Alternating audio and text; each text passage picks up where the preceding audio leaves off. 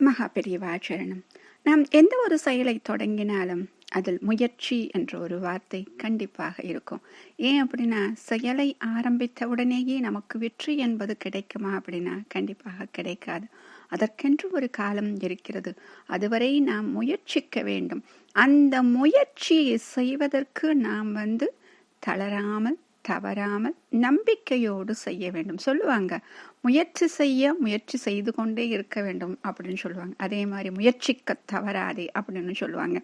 ஆக இந்த முயற்சிகள் எப்பொழுது தோல்வி அடையும் அப்படின்னா, செஞ்ச உடனே அதனுடைய பலனை நாம் எதிர்பார்ப்போம். ஒரு செயலை ஆரம்பிக்கணும், ஒரு வெற்றி பெற வேண்டும் அப்படின்னு சொல்லிட்டு ஒரு குறிக்கோள் வச்சிருக்கோம். அந்த குறிக்கோளை ஆரம்பிக்கும் பொழுதே நான் இதை செய்து விட்டேன், அதனுடைய விஷயம் இதுதான், நான் அதை செஞ்சுட்டேன், அந்த முயற்சி பண்ணிட்டேன் அப்படின்னு சொல்லிட்டு உடனே அதனுடைய விளைவை நாம் எதிர்பார்க்கிறோம், அதனுடைய பலனை எதிர்பார்க்கிறோம் அப்படின்னா அது தவறு அப்படின்னு சொல்லுவாங்க. அதற்கு ஒரு அழகா ஒரு கதை ஒன்று இருக்குங்க. ஒரு குரங்கு ஒன்று இருக்கு. அந்த குரங்கு ஒரு மாமரத்துல ஒரு பழத்தை பறிச்சுட்டு சாப்பிடுது. சாப்பிட்டோன்னா அதுக்கு அப்படியே ரொம்ப டேஸ்டா இருக்காக, இவ்வளவு சுவையுள்ள அந்த பழத்தை இந்த கொட்டையை நம்ம புதைச்சு வச்சோம் அப்படின்னா இதுல ஒரு மரம் வரும். அந்த மரத்துல எவ்வளவு பழம் இருக்கோ அந்த பழத்தை நம்ம சாப்பிடலாமே அப்படின்னு நினைச்சிட்டு அந்த கொட்டையை என்ன பண்ணுது, ஒரு குழி வரைச்சு அந்த குழிக்குள்ள இதை போட்டு அப்படி மண்ணை போட்டு மூடிடுச்சு. தண்ணி விடுது. தண்ணி விட்டுட்டு என்ன பண்ணணும், ஒரு மரம் வளர வேண்டும் என்றால் அந்த கொட்டையிலிருந்து செடி அந்த செடியிலிருந்து அப்புறம் மரமாகி அப்புறம் தானே அதுல பூ பூத்து காய் காக்கும் இல்லையா? அப்போ அதற்கு எத்தனை வருடங்கள் ஆகும் இல்லையா?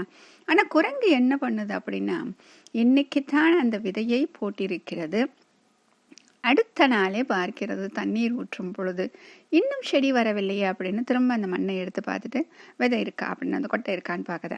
இருக்கு அப்படின்னு சொல்லிட்டு தினமும் இதே விஷயத்தை தான் திரும்ப திரும்ப செஞ்சு கொட்டையை எடுத்து பார்க்க, திரும்ப பூமிக்குள்ள போட, மண்ணை போட்டு மூட, அடுத்த நாள் திரும்ப அதே மாதிரி எடுக்க, இப்படியே செய்ய செய்ய செய்ய ஒரு நாள் அதற்கு அப்படியே ஒரு கோபம் வருகிறது. இவ்வளவு நான் முயற்சி பண்ணி இதை உள்ள வச்சிருக்கேன், இந்த கொட்டைக்கு வச்சிருக்கேன், இதை வச்சும் எனக்கு அந்த மரம் வரல அப்படின்னா இது என்ன, நான் செஞ்ச விஷயம் தப்பா, ஏன் எனக்கு இந்த மரம் வரல அப்படின்னு அதுக்கு கோபம் என்ன பண்ணுச்சு அப்படின்னா அப்படியே தூக்கி போட்டுருச்சு அந்த கொட்டையை. ஆனா அந்த கொட்டை என்ன ஆச்சு அப்படின்னா ஒரு காட்டுக்குள்ள விழுகுது. காட்டுல விழுந்து மண்ணுக்குள்ள அதுவாக புதைந்து நிதானமாக நேரம் எடுத்து அதிலிருந்து சிறு துளிர்கள் அதிலிருந்து மரம் அப்புறம் பழம் வருகிறது. அந்த பழத்தை அங்கிருந்த விலங்குகள், பறவைகள் எல்லாம் சாப்பிடுது.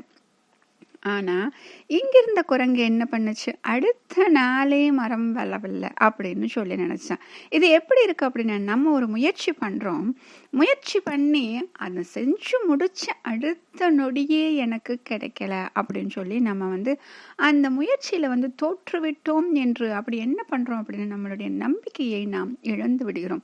இது எப்ப இந்த மாதிரிலாம் நடக்குதுன்னா, ஒரு பெரிய பெரிய வேலைக்கு நம்ம முயற்சி பண்றோம், அதே மாதிரி பெரிய பெரிய போட்டித் தேர்வுகளுக்கு நாம் முயற்சி செய்கிறோம், அதே போல ஒரு வியாபாரத்தை நாம் தொடங்குகிறோம் அப்படின்னு.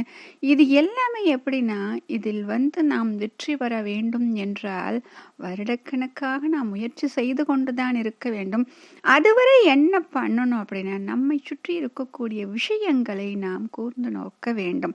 இப்ப நான் வியாபாரம் புதிதாக தொடங்குகிறேன் என்றால் அந்த தொடங்கிய நேரத்தில் இருந்து நான் செய்யக்கூடிய வியாபாரத்தில் என்னென்ன மாற்றங்களை கொண்டு வர வேண்டும், நான் இருக்கக்கூடிய இடத்தில் எதை வைத்தால் அது நன்றாக வியாபாரமாகும், இது போல நிறைய விஷயங்களை நாம் உன்னிப்பாக கற்க வேண்டும்.